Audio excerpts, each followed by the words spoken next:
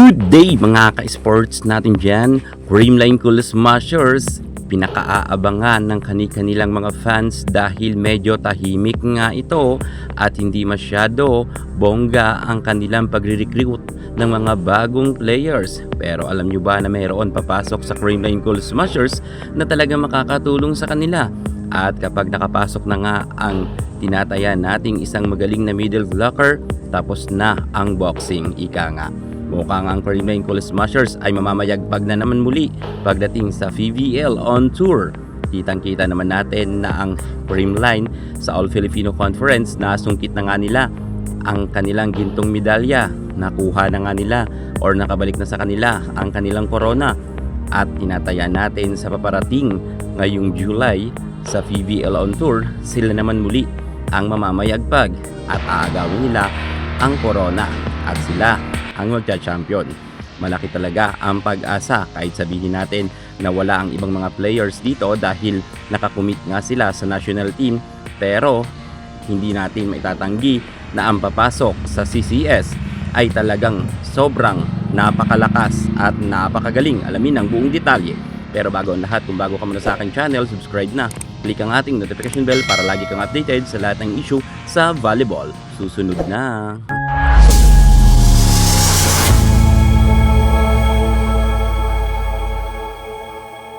Team ni Alyssa Valdez, Creamline Cool Smashers, mas lalong pinatatag ngayong PVL on tour kung saan naging usap-usapan na ang pagpasok ng isa sa mga pinakamalakas na middle blocker, middle attacker. Ang rumor ay talagang sobrang lakas at kitang-kita nga natin na madalas nang nakakasama ni Alyssa Valdez itong si Jaja Santiago. Well, hindi natin maitatanggi na kapag nakapasok nga itong si Jaja dito sa team ng Creamline Cool Smashers ay talagang malaki ang kanyang maiaambag dahil alam natin na sobrang lakas nga ni Jaja Santiago. At sa isang interview, inamin naman ng ating Phenom superstar Alyssa Valdez na talagang dream niya na makasama itong si Jaja Santiago sa Creamline Cool Smashers. At mukhang matutupad na ang pangarap ni Alyssa Valdez sapagkat namataan na nga itong si Jaja Santiago kung saan nasa isang training nga siya ng Revisco team kung saan talagang pinag-aagawan raw to ng Creamline at ng Choco Mucho.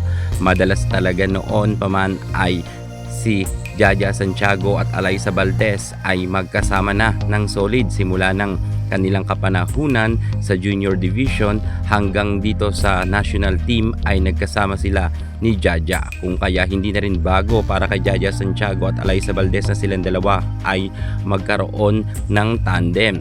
Matatandaan nga natin na halos 5 taon na hindi nakapaglaro si Jaja Santiago dito sa Pilipinas dahil nga tumungo siya sa Japan at doon niya pinagpatuloy ang kanyang karera sa paglalaro ng volleyball at namayagpag naman ang kanyang kasikatan sa ibayong dagat. Ngunit ngayon, Jaja Santiago ay nagbabalik sa Pilipinas. 2021 pa noon nang nakalaban nila Jaja Santiago ang team nila Alyssa Valdez kung saan nag-agawan nga sila sa gintong medalya at napagtagumpayan nga ng Cherry Tigo sa kauna-unahan ng pagkakataon noon. 2021 tinalo nila ang Creamline Cool Smashers kung saan hinirang pa ngang final MVP at MVP itong si Jaja Santiago dahil sa kanyang angking kagalingan. First time nila noon tinalo ang Creamline Cool Smashers sa Battle for Gold dahil naroon nga noon si Jaja Santiago. At pagkatapos noon tumungo na nga siya sa Japan upang ipagpatuloy ang kanyang karera.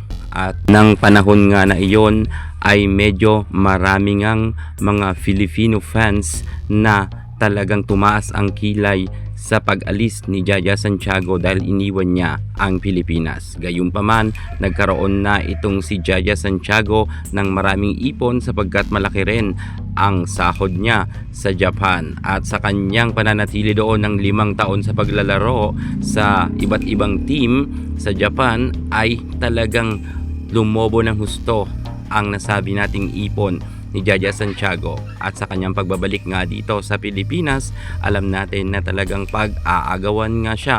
2 team nga ang talagang maugong na napapabalita na lilipatan ni Jaja Santiago. walang iba kundi dito ang Choco Mucho at ang team ni Eliza Valdez na Creamline Cool Smashers, dahil nga nakikita na talaga siya sa mga training ng Ribisco team na talagang naroon nga itong si Jaja Santiago. Sa tingin nyo, saan kaya siya mapupunta at saan team kaya ang kanyang pipiliin? Ang team ba nila Eliza Valdez or ang team ni Boss Dina Wong? Well, yan ang ating pakakaabangan, dahil kitang-kita ko naman na itong si Jaja Santiago ay mukhang dito na talaga siya maglalaro sa Pilipinas. Baka nagsawa na rin siya maglaro sa Japan at sa kanyang pagbabalik dito sa Pilipinas ay tuluyan ng mamamayag pagmuli itong si Jaja Santiago, at kinakailangan talagang katakutan ito, lalo na kung mapunta ito sa Creamline team, dahil ang Creamline ay subok at matibay na malakas at matatag. Well, kung madadagdagan pa yan ng Jaja Santiago ay talagang tatapusin na nila ng mabilisan ang laban. Pero mukhang hindi rin maganda na sa Creamline napupunta itong si Jaja Santiago. Mukhang wala ng ka-challenge dahil hindi na talaga magkakaroon ng katapat ang Creamline kapag dito pa napunta si Jaja Santiago. Much better siguro kung mapunta itong si Jaja Santiago sa Choco Mucho, dahil ang Choco Mucho ay medyo kailangan talaga nila ng mga malalakas na weapon. Yung mga pambato nila, kinakailangan talaga nila ng mga star player na super duper ang lakas. Ang Creamline Cool Smashers kasi dati na silang malakas. Kaya para sa akin, mas maganda sana kung mapupunta itong si Jaja Santiago sa Choco Mucho para makatikim naman ng gintong medalya ang Choco Mucho. Lalo't alam natin na wala pa rin ngayon si Sisi Rondina. Well, pero kung sakasakaling mapunta siya sa Creamline Cool Smashers at nabakuran na talaga itong si Jaja Santiago, saan man siya mapuntang team, alam ko ay talagang mapapa-champion niya ang team na kanyang mapupuntahan. Pero mas malakas ang balita na sa Creamline Cool Smashers nga mapupunta itong si Jaja Santiago. Pero kung sa sakasakali sa Choco Mucho siya mapunta, okay na rin to para magkaroon naman ng gintong medalya ang Choco. Malakas yan si Jaja Santiago at talagang makakatulong yan ng gusto.